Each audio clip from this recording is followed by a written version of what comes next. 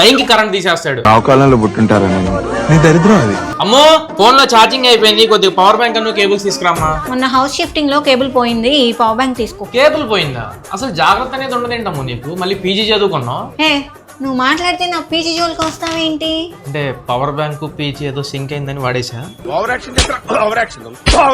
సగం సగం పనులన్నీ సగం పనులన్నీ పూర్తిగా తిప్పి చూడు పవర్ బ్యాంక్.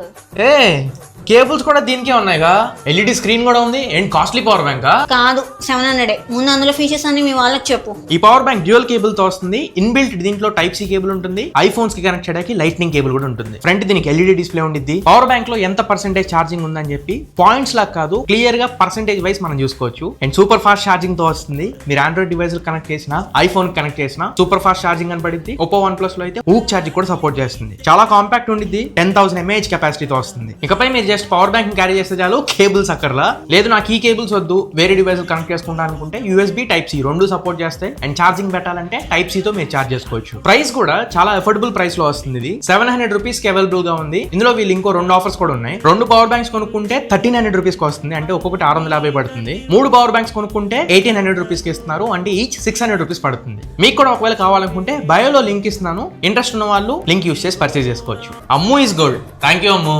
అక్కర్లేదు, నా పవర్ బ్యాంక్ నాకు ఇచ్చే. అదేంటి? నేను పీజీ చదివినా నాకు జాగ్రత్త ఉండదు కదా, కరెంట్ వచ్చాక ఛార్జింగ్ పెట్టుకో. అరే నా కొడక ఓసలి నా కొడక నీ బుద్ధి ఇప్పుడు తెలిసిందిరా.